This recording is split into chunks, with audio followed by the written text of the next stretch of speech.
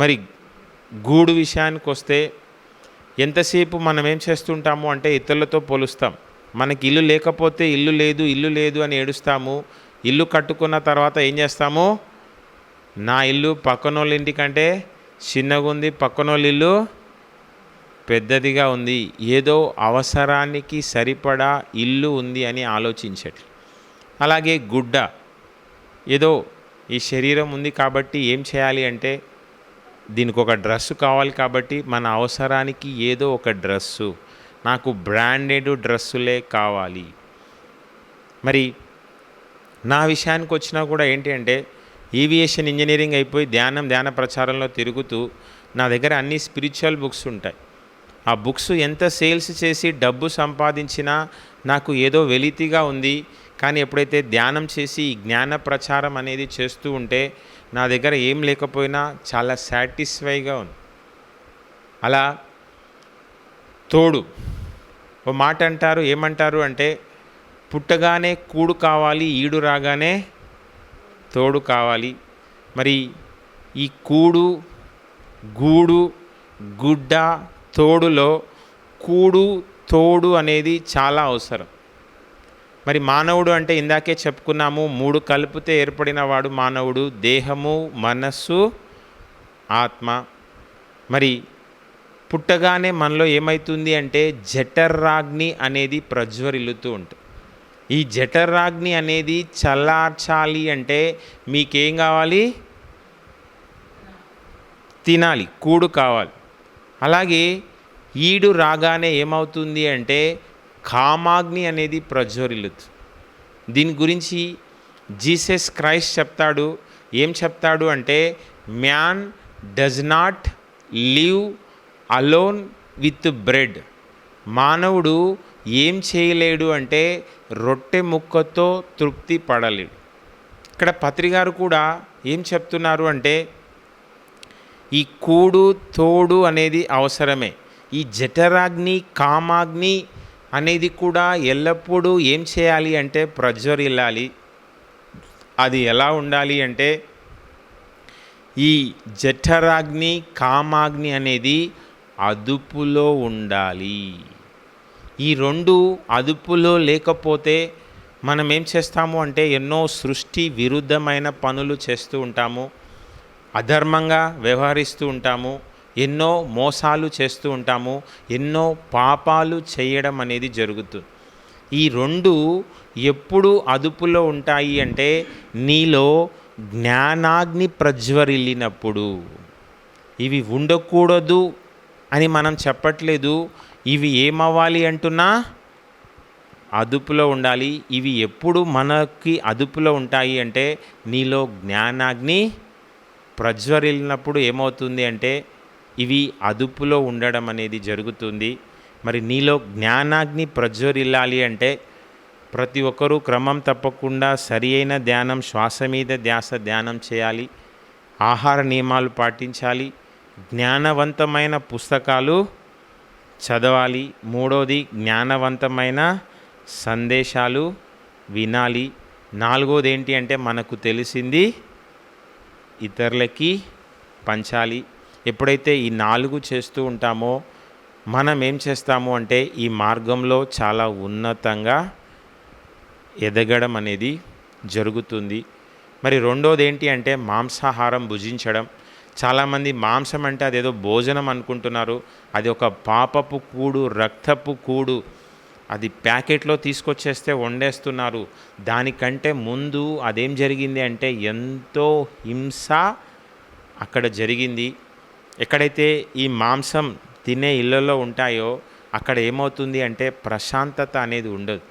ఎందుకు అంటే ఏ జీవికైనా మరణం ఎప్పుడు ఎలా ఉండాలి అంటే సహజంగా ఉండాలి. ఓ కోడిని హింసించిన, ఓ మేకని హింసించిన, ఒక చేపను చంపేసిన అదేమవుతుంది అంటే అసహజ మరణం అవుతుంది.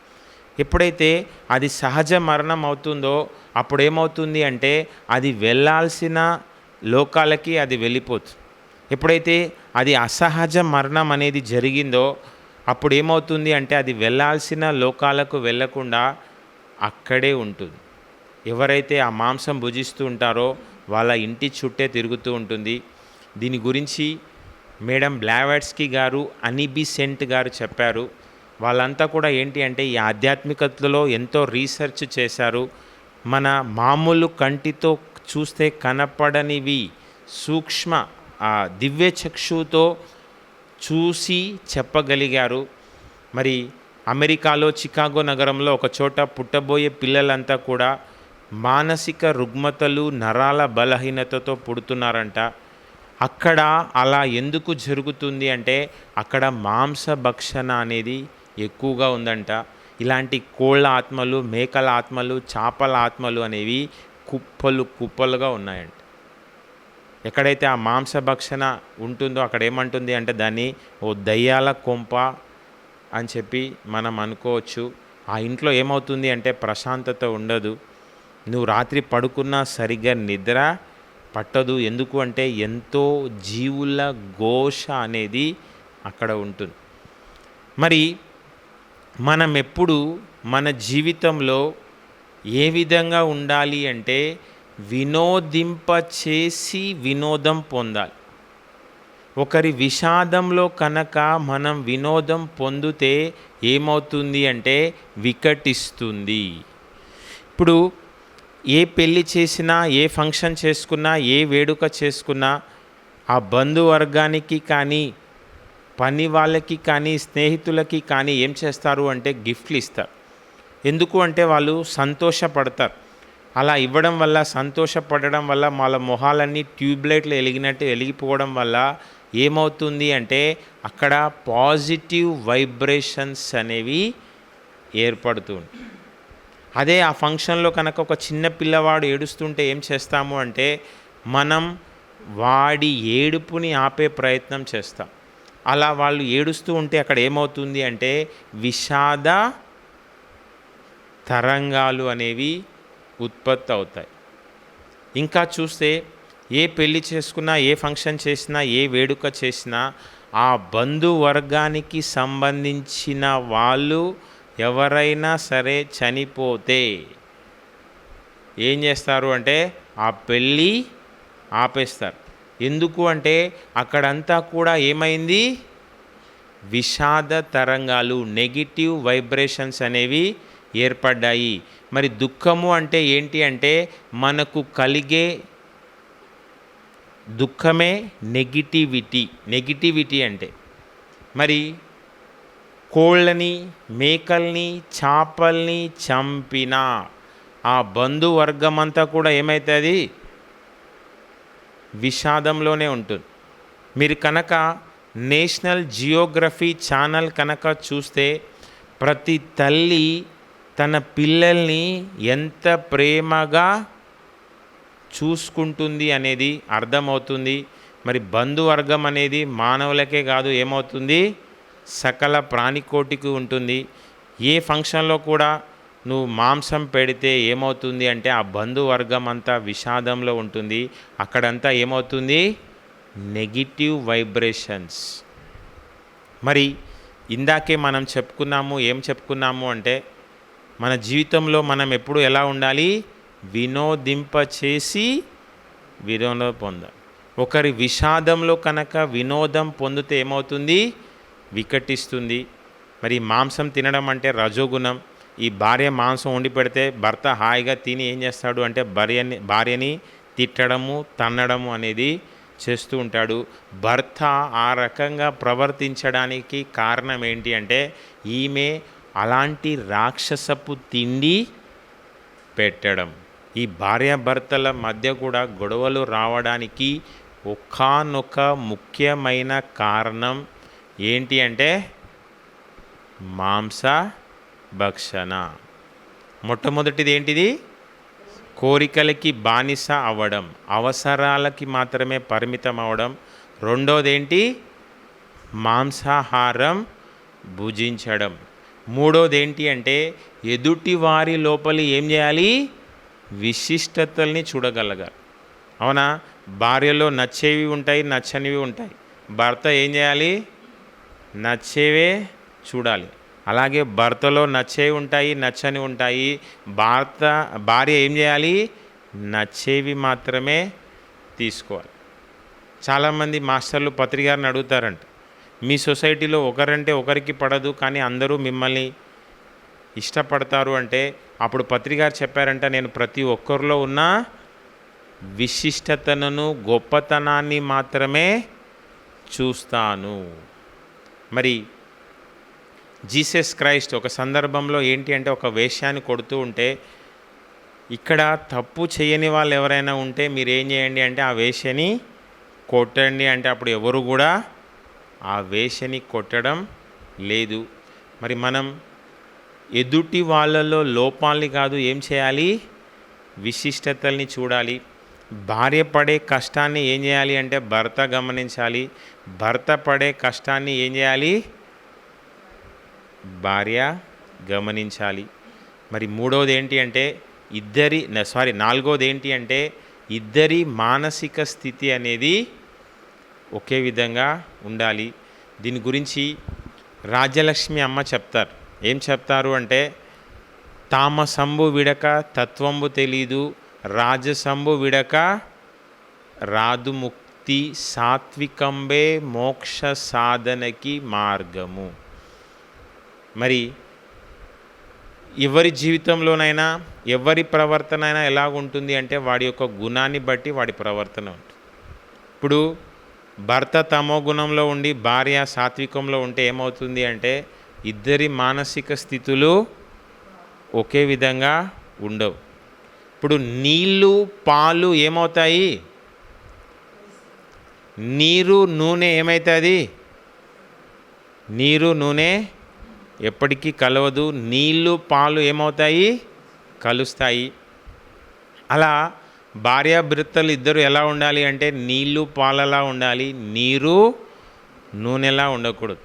ఇద్దరి మధ్య గొడవలు అవుతూ ఉంటే అటు భర్త ఒకవైపు భార్య ఒకవైపు వెళ్తే భార్య తరపు పెద్దవాళ్ళు భర్త తరపు పెద్దవాళ్ళు ఇద్దరూ సర్ది చెప్పి ఏం చేస్తారు? ఇద్దరిని ఒక చోట కలుపుతారు. కలిపినా ఏమవుతుంది అంటే మళ్ళీ గొడవలు మొదలవుతాయి. అప్పుడు పెద్దవాళ్ళు ఏమనుకుంటారు అంటే వీళ్ళ శరీరాలు కాదు, ఏం చేయాలి? వీళ్ళ మనసులు కలవలేదు. భార్యాభర్తల మధ్య సఖ్యత ఉండాలి అంటే శరీరాలు కాదు కలవాల్సింది, ఏం కలవాలి?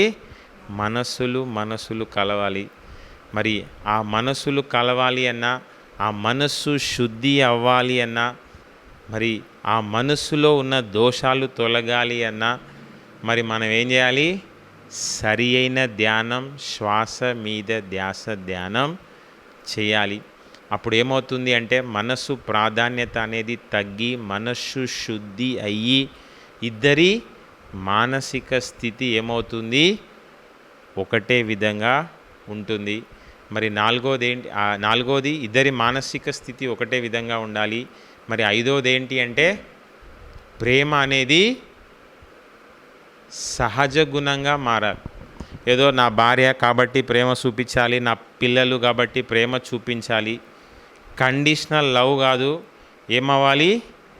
అన్కండిషనల్ లవ్ అనేది ఉండాలి. మరి పత్రికారిని చూస్తే ఏంటి అంటే ఈ ధ్యాన ప్రచారం చేసే వాళ్ళని ఏం చేస్తూ ఉంటాడు అంటే ఒక ఫ్యామిలీ మెంబర్గా ట్రీట్ చేయడం అనేది జరుగుతూ ఉంటుంది.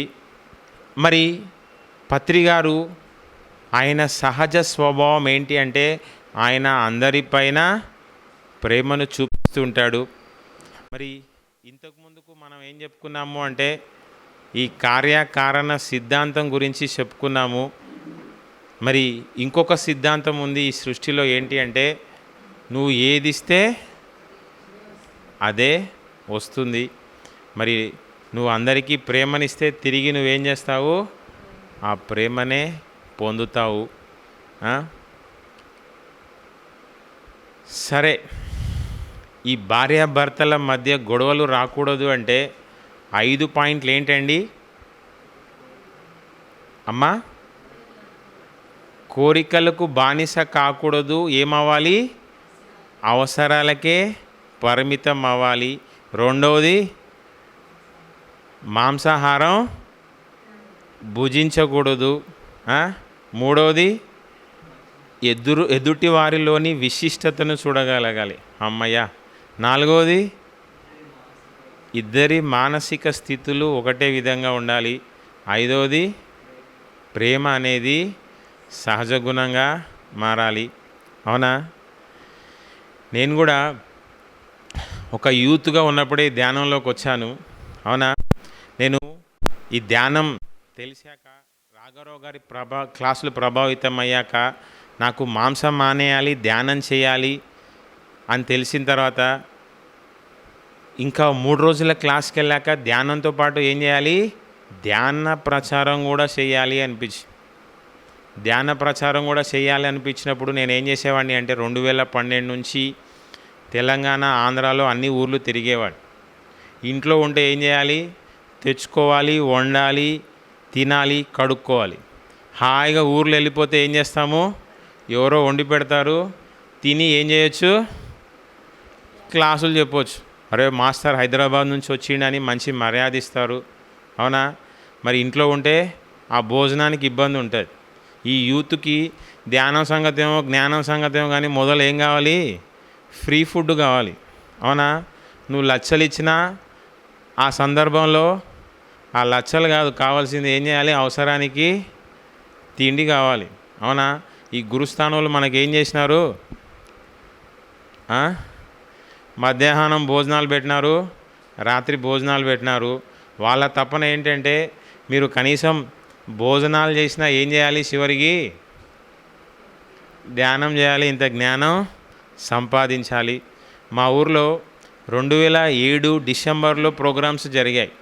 నా ఇంజనీరింగ్ అయిపోయి సెమిస్టర్ హాలిడేస్కి నేను చాలా రోజుల తర్వాత చాలా ఫ్రీగా మా ఇంటికి వెళ్ళాను. అక్కడ ఏంటంటే ఉదయం టిఫిన్లు పెడుతున్నారు, మధ్యాహ్నం భోజనాలు పెడుతున్నారు, రాత్రి డిన్నర్లు పెడుతున్నారు. ఏంటంటే టిఫిన్ చేయాలన్నా, భోజనం చేయాలన్నా, డిన్నర్ చేయాలన్నా ముందు ఏం చేయాలి? ధ్యానం క్లాస్లో కూర్చోవాలి. ఇంట్లో అమ్మ అయితే గ్యాస్ పొయ్యి కింద వంట చేస్తుంది, అక్కడ కట్టెల పొయ్యి కింద వంట చేస్తుంది. నేనేం చేయాలి అంటే వంట తిందామని పోయినాను. మరి వంట తినాలంటే ముందు ఏం చేయాలి? ధ్యానం క్లాస్లో కూర్చోవాలి. నేను వెళ్ళేసరికి 36 రోజులు అయిపోయాయి. చివరి 4 రోజుల్లో చివరి 2 రోజులు ఏం పని పాట లేకుండా ఉన్నాను కదా అని తటవర్తి రాఘవరావు సార్ క్లాస్లో కూర్చున్నా. మరి వాళ్ళందరూ కూడా అనుకుంటున్నారు, అక్కడ ఏమనుకుంటున్నారు అంటే ఇన్ని లక్షలు ఖర్చు పెట్టి ఇక్కడ ఇన్ని ఏర్పాట్లు చేశాము, ఒక్కడు ముందుకు రాలేదు, మేము పడ్డ కష్టమంతా వృధా అయ్యేటట్టు ఉంది కదా అని వాళ్ళు అనుకుంటుంటే నేను విన్నాను. కానీ నాకు కూడా తెలియదు. నేను కూడా నా ఉద్యోగం అంతా పక్కన పెట్టి ధ్యాన ప్రచారం ఇలా తిరుగుతాను అన్న సంగతి కూడా నాకు తెలీదు. ఆ ఏర్పాట్లు చేసిన వాళ్ళకి నేను తెలియదు. నేను తిరిగేటప్పుడు ఏర్పాట్లు చేసిన వాళ్ళు ఎవరో నాకు తెలీదు. అలా నేను ఈ ధ్యానంలోకి వచ్చాను. అవునా? 7:30కి ప్రోగ్రాం అంటే మనం అంతా ఎన్నిటికి వచ్చినాము? మా వాడు ఆల్రెడీ ఫోటో తీసేసుకున్నాడు ఏదో ఫేస్బుక్లో పెడదామని. నాకు తెలుసు ఎస్ఆర్ నగర్లో ఎవడు 7:30 క్లాస్ అంటే 7:30కి రారు అన్న సంగతి నాకు తెలుసు. ఎందుకంటే నేను ఆల్రెడీ 4-5 సార్లు వచ్చాను కాబట్టి. కొంచెం మేం చెప్పేదేంటి, మా ఉద్దేశం ఏంటి, ముందు చేస్తారో చేయరో కానీ ముందు ఏం చేయాలి?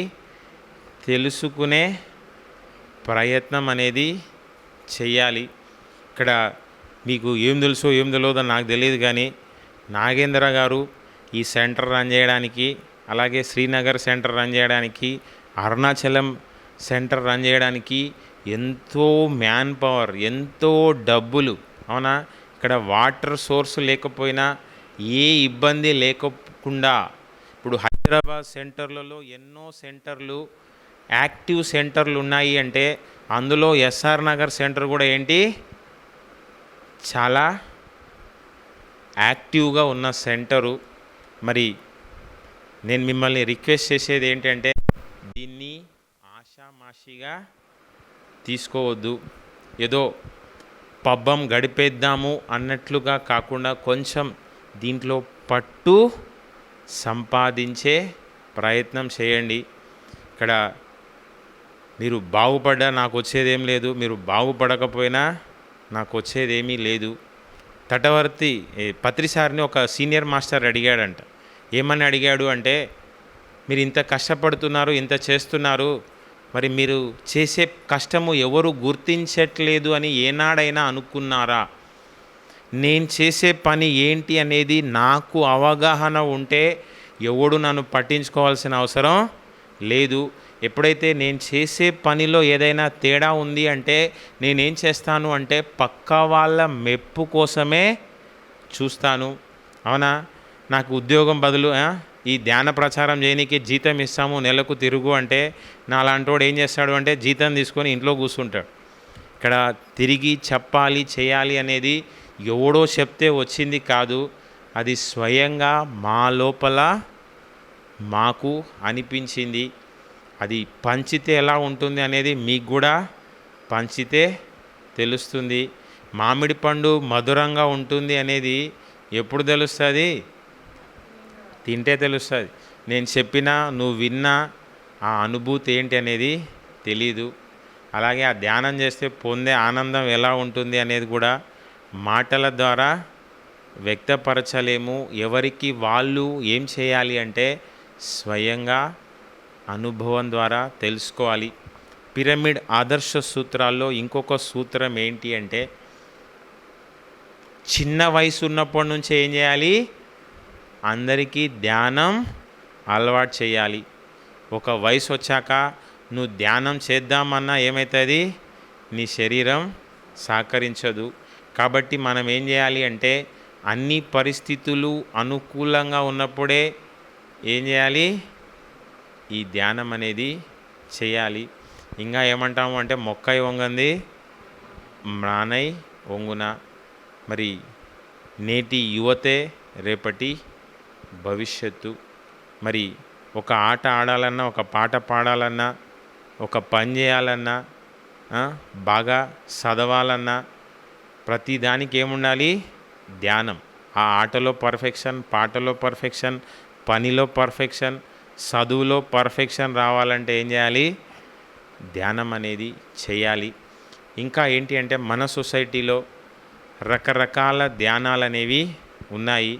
మరి రకరకాల ధ్యానాలంటూ ఏమీ లేవు. ఉన్నది ఒకటే ధ్యానం, శ్వాస మీద ధ్యాస ధ్యానం.